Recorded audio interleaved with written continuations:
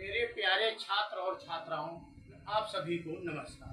जैसा कि मैंने आपको पिछले अपने वीडियो में संख्या पद्धति के विषय में कुछ बताया था, जिसमें मैंने जो है आपको प्राकृतिक संख्या, पूर्ण संख्या, पूर्णांक संख्या, परिमेय संख्या, अपरिमेय संख्या तथा वास्तविक संख्या के विषय में मैंने बताया था। जिन छात्र और छात्राओं को इन विषय की जानकारी न हो वो कृपया मेरे पिछले वाले वीडियो में ये सब देख सकते हैं। अब मैं आपको संख्या पद्धति का प्रश्नावली 1.1 के जो सवाल है मैं उनको बताने जा रहा हूँ। अब सर्वप्रथम पहला सवाल है, क्या शून्य एक परिमेय संख्या है?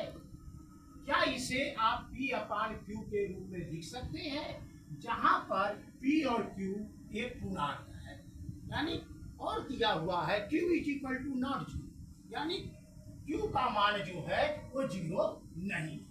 तो सर्वप्रथम हम जब इसको हल करते हैं तो शून्य एक परिमेय संख्या है। पूछ रहा है क्या शून्य एक परिमेय संख्या है? हम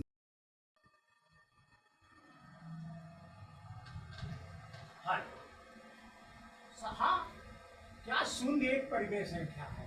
हम लिखेंगे हाँ, शून्य एक परिमेय संख्या है, क्योंकि यहाँ दिया हुआ है P/Q जो Q है वो एक पूर्णांक है।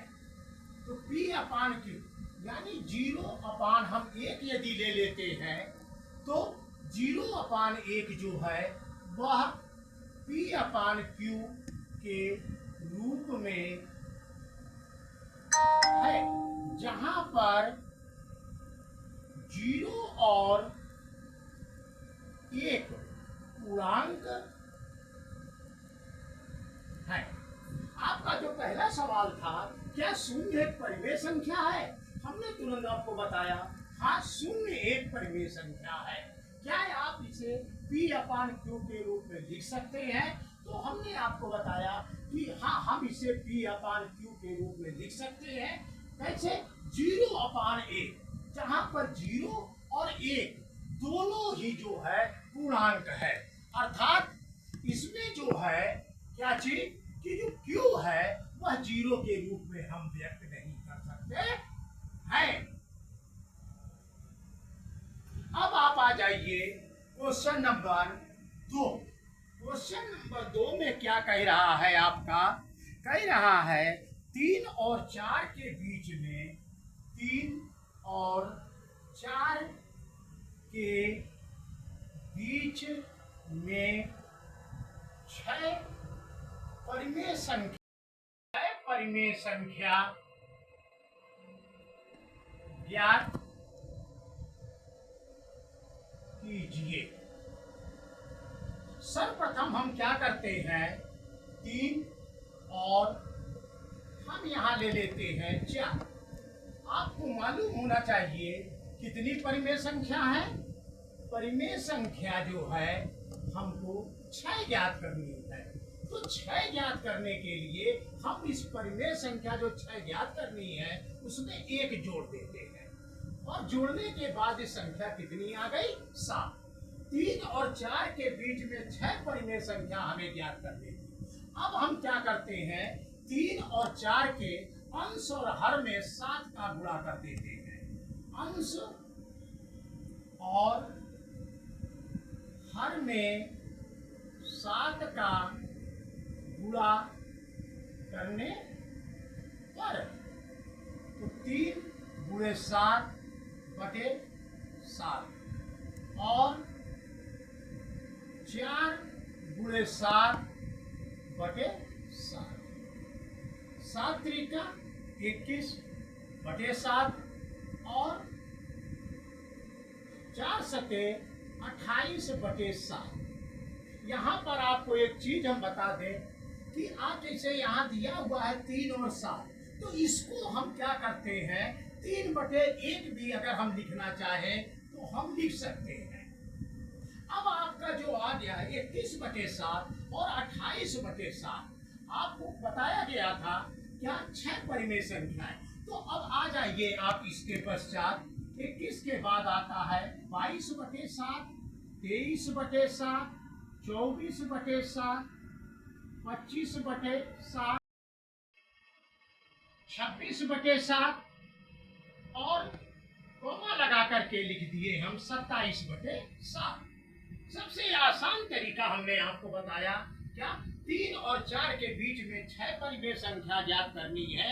तो क्या करते हैं कि जितनी ज्ञात करनी होती है उसमें हम एक जोड़ देते हैं और जोड़ करके उसी को जो दी गई संख्या के बीच में ज्ञात करनी है उसी संख्याओं में अंश और हर में उसका गुणा कर देते हैं। हमने 7 का गुणा कर दिया 21/7 और 28/7 आ गया।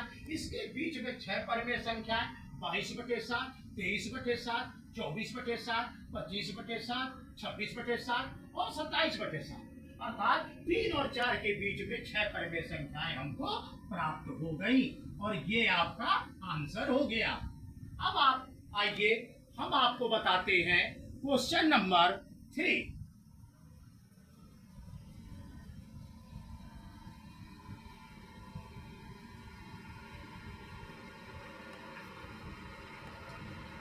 क्वेश्चन नंबर 3 ये क्या है आपका 3/5 और 4/5 के बीच। क्वेश्चन नंबर 3 में है 3/5 और 4/5 के बीच में कितनी हमें मालूम है 5 परिमेय संख्याएं ज्ञात कीजिए।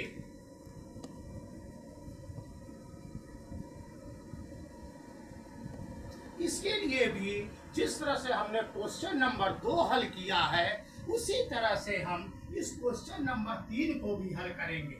यहाँ लिखेंगे 3/5 और 4/5 के बीच में कितनी परिमेय संख्याएं हैं 5 संख्याएं हमें ज्ञात करनी है। तो हम क्या करते हैं 5 में 1 हम जोड़ देते हैं तो 5 और 1 हमें जो होता है वो 6 प्राप्त होता है। अब जो संख्या दी गई थी उसमें हम अंश और हर में 6 का गुणा कर देते हैं। तो यहाँ लिखेंगे अंश और हर में 6 का गुणा करने पर तो जब गुणा करेंगे तो 3/5 गुणे 6 बटे में भी गुणे 6 और यहाँ पे भी हम करेंगे 4 गुणे 6 बटे 5 गुणे 6। अब हम देखते हैं क्या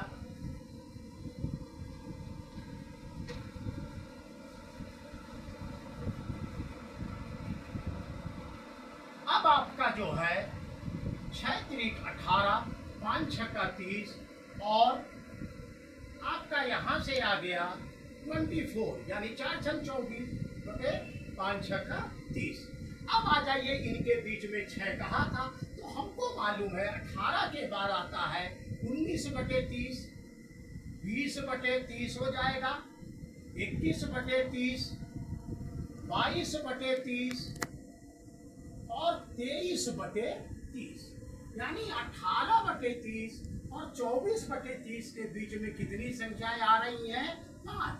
19/30, 20/30, 21/30, 22/30, 23/30 यानी आपका ये क्वेश्चन नंबर जो 3 था 3 हमने आपको बताया कि 3/5 और 4/5 के बीच में 5 परिमेय संख्याएं ज्ञात करनी थी।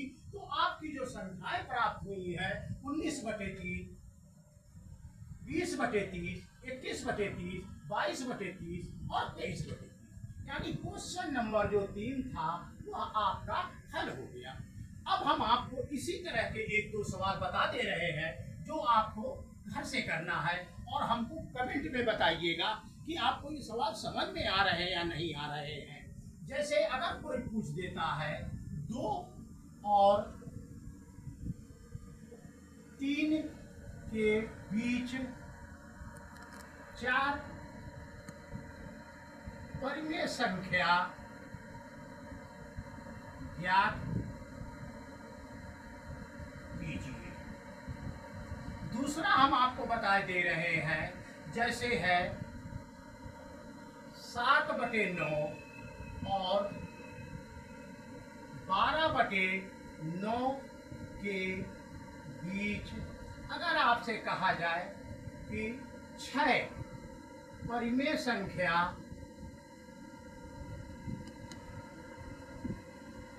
ज्ञात कीजिए।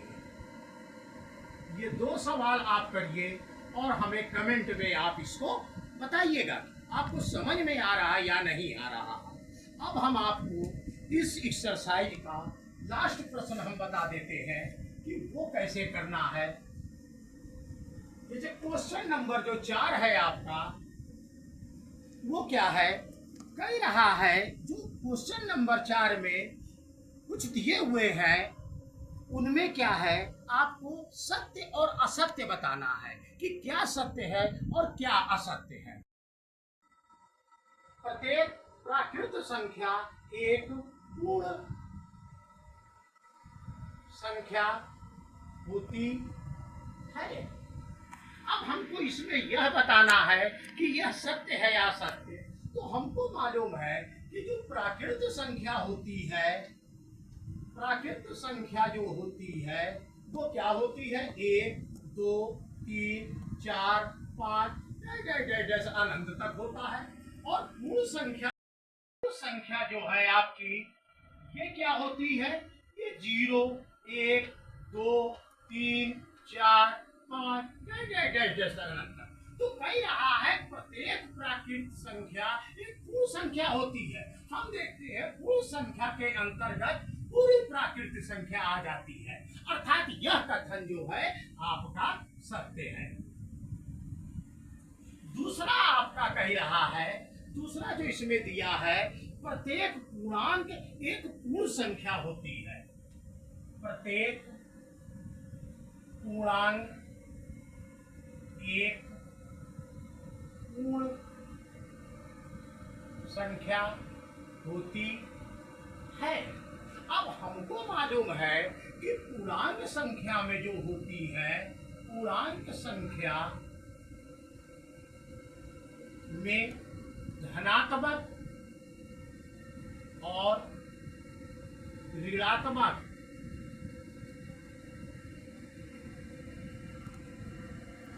दोनों संख्याएं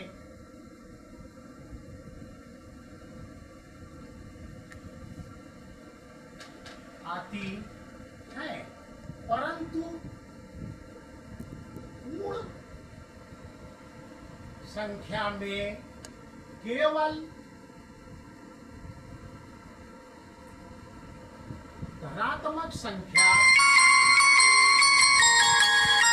ही आती है। हमको मालूम है पूर्णांक संख्या में दोनों संख्याएं आ जाती हैं, धनात्मक और ऋणात्मक, परंतु पूर्ण संख्या में जो है केवल धनात्मक संख्या ही आती है।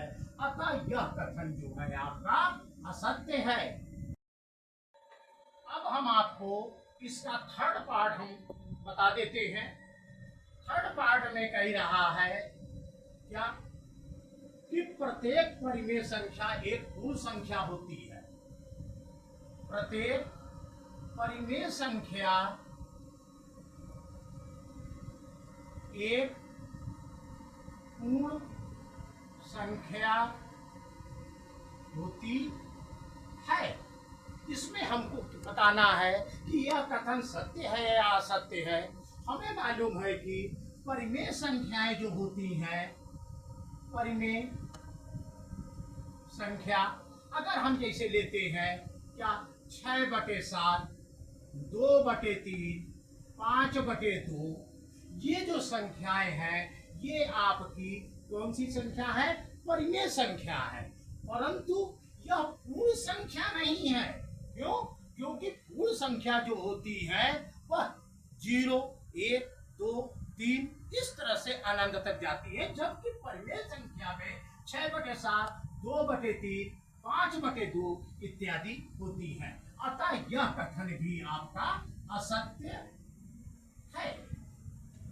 प्रिय छात्रों और छात्राओं, मैंने प्रश्नावली 1.1 हमने आपको बताया संख्या पद्धति का, कक्षा 9 का है पाठ 1।